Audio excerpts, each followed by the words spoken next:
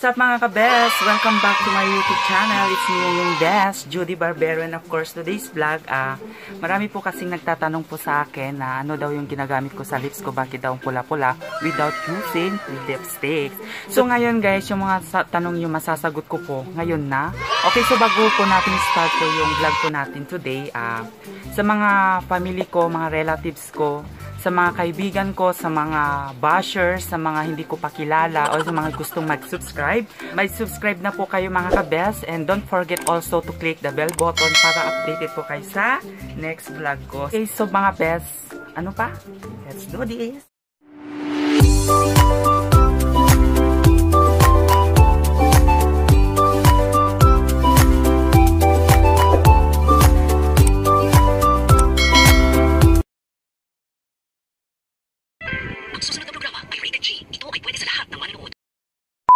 Okay, so mga ka-best, bago po natin start po yung vlog ngayon, papakilala ko muna yung dalawang product kung saan yung ginagamit ko sa lips ko, na nagtataka daw sila bakit daw ang pula-pula without using lipsticks sa 24 hours o isang araw. So yan mga ka-best, so ipapakilala ko po yung dalawang product. Ito po sila, ayan. So ngayon, isa-isahin ko po ipapakilala po sa inyo para malaman nyo po kung saan po kayo bibili, kung paano pong gamitin.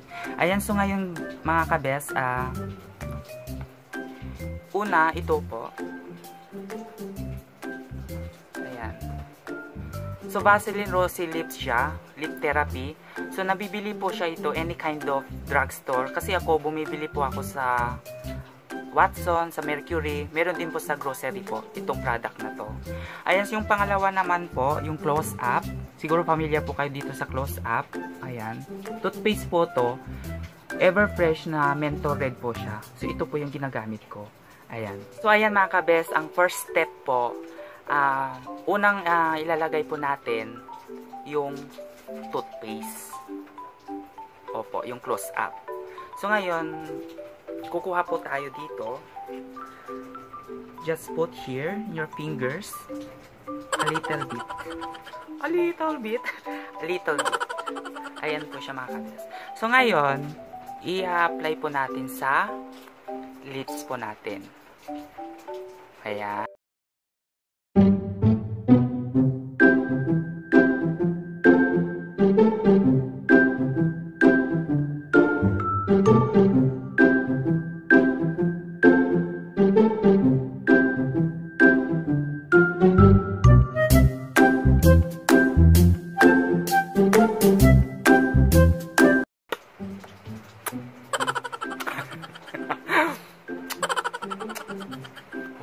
Guys, bakla ka ba?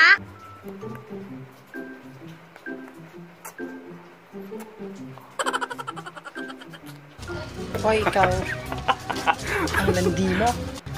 Ang landi mo.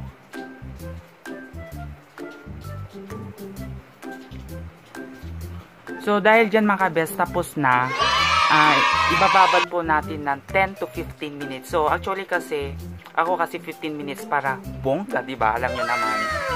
Okay, so papatuloy po natin ng 10 to 15 minutes. 15 minutes later.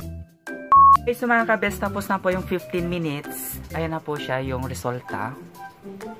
So natuyo na siya. O diba?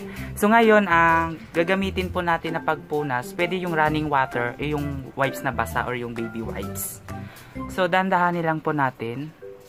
Ayan.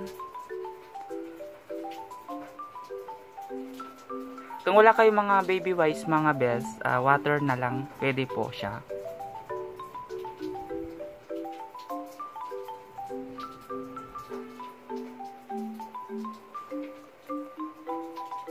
Ito na po siya mga ka-best.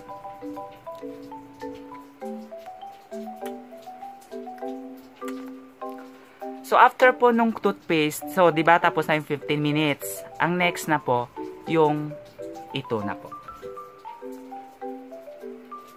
Ayan, ito na po mga best. So apply po natin.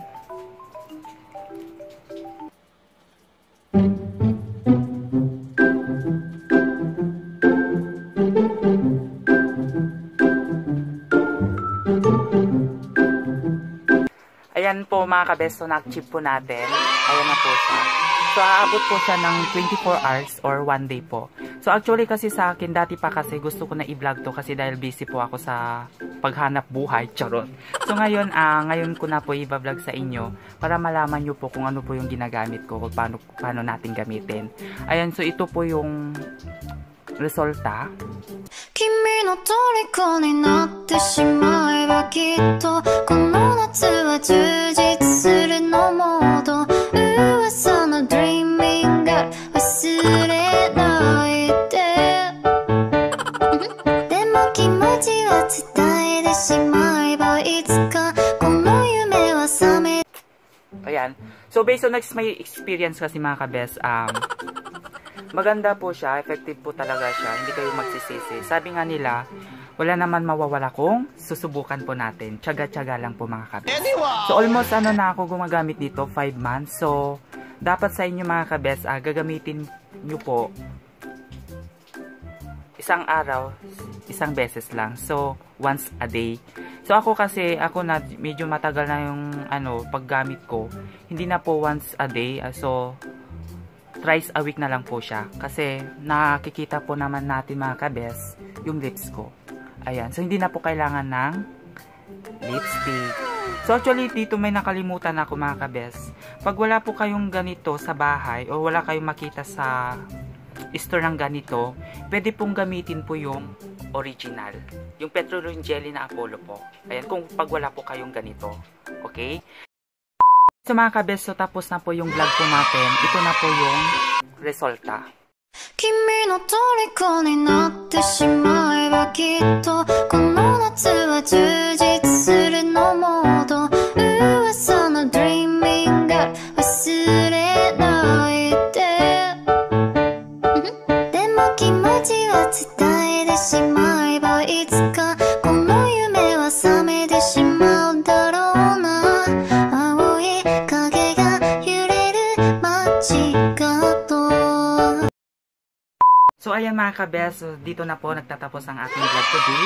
So maraming salamat po sa panonood at sana po meron po kayong natutunan sa araw na ito at God bless you po sa inyong lahat. Okay, so bago po natin i-end po tong vlog na to, magpapa-shoutout ako sa mga taong nagmahal, yung naniwala sa akin, sa tiwala, and of course sa suporta po ninyo. So ito na po.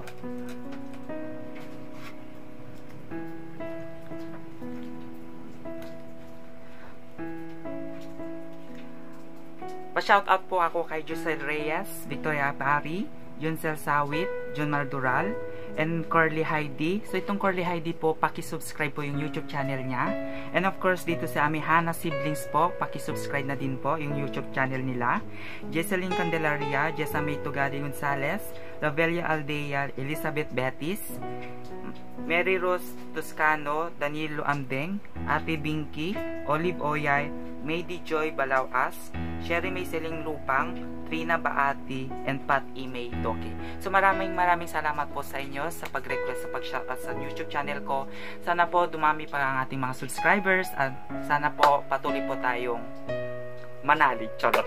Charot lang yung mga kabes. So dapat patuloy po tayong dadami ng subscribers para mas bongga, diba? So ngayon, mag-ingat na lang po kayo palagi. Keep safe and God bless you po. Bye-bye!